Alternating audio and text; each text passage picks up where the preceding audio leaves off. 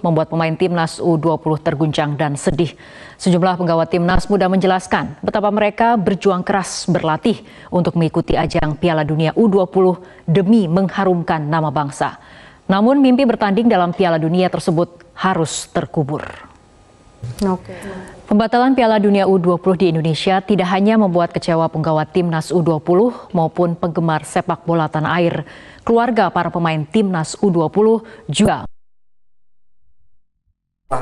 sedih dan kecewa dirasakan oleh seluruh skuad timnas U20 dan masyarakat Indonesia ketika FIFA mencoret Indonesia menjadi tuan rumah Piala Dunia U20 2023. Gubernur Bali Iwayan Koster. Pemirsa, selain warga yang kecewa, sejumlah pemain timnas U20 juga menumpahkan kekecewaannya di Instagram Gubernur Jawa Tengah Ganjar Pranowo. Politisi PD Perjuangan Adian Apitupulu menanggapi soal pembatalan U20 di Indonesia yang dikaitkan dengan sikap penolakan keikutsertaan Israel oleh Ganjar Pranowo dan Iwayan Koster. Menurutnya, pembatalan gelaran sementara itu oleh Kota Surakarta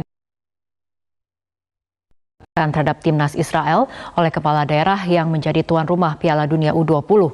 Padahal menurut Gibran, sebelumnya kepala daerah sudah menandatangani persetujuan menjadi tuan rumah pada tahun 2021 lalu. Wakil Ketua Umum PSSI yang juga mantan Menteri Pemuda dan Olahraga Zainuddin Amali menyebut Indonesia terpilih menjadi tuan rumah Piala Dunia U20 lantaran menunjukkan komitmen baik kepada FIFA. Zainuddin Amali menyebut sejumlah gubernur awalnya juga telah menandatangani Oslo Agreement termasuk Gubernur Jawa Tengah dan Bali.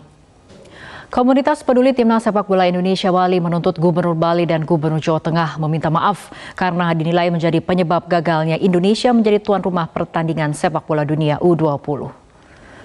Mantan Kapolda Sumatera Barat Irjen Pol Teddy Minahasa. Pemirsa, mantan Kapolda Sumatera Barat Irjen Pol Teddy Minahasa dituntut hukuman mati dalam kasus penyalahgunaan narkotika.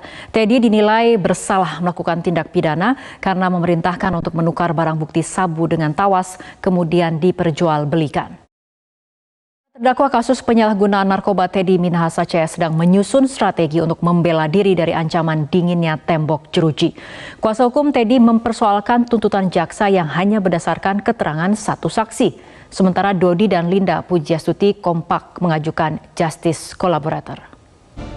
Pemirsa, 6 warga negara asing Papua Nugini ditangkap tim gabungan TNI Bea Cukai dan Imigrasi Papua. Pasalnya mereka kedapatan membawa 5 kg ganja kering siap edar.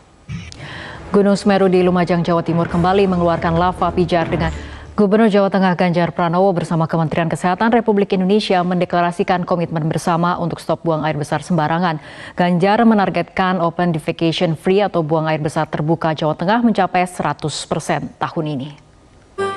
Pemirsa, tetaplah bersama kami, Top News akan segera kembali usai jeda.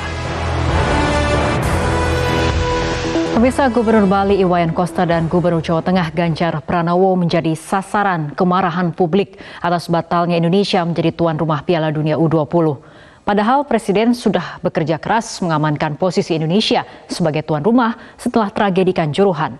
Hukuman sosial apa yang pantas bagi dua gubernur tersebut? Inilah Top Review. Pemirsa, rangkaian informasi lainnya akan kami hadirkan sesaat lagi. Pemirsa, KPK telah menyita safe deposit box milik ex-pejabat Ditjen Pajak Kementerian Keuangan Rafael Alun Trisambodo. Kotak penyimpanan harta di Bank BUMN itu menjadi salah satu bukti dugaan gratifikasi Rafael Alun. Pemirsa, kita beralih ke informasi lain. Kebakaran hutan hebat terjadi di Provinsi Nakhon Nayok, Thailand. Kobaran api melalap area pegunungan di wilayah ini. 18.000 liter air disemprotkan dari udara untuk meredam api menjalar ke permukiman. Video kebakaran hutan di Thailand ini kami sajikan sebagai top picture sekaligus menjadi penutup perjumpaan kita dalam Top News untuk malam hari ini. Mewakili kerabat kerja yang bertugas, saya Fitri Megantara mengucapkan terima kasih atas perhatian Anda. Selamat malam, sampai jumpa. Selamat malam pemirsa, Anda menyaksikan Headline News. PDI Perjuangan mengaku memahami kekecewaan pemain dan timnas U20 terkait batalnya Indonesia menjadi tuan rumah Piala Dunia 2023. Sikap PDI Perjuangan yang menolak kedatangan tim U20 Israel dipastikan tidak terkait politik elektoral.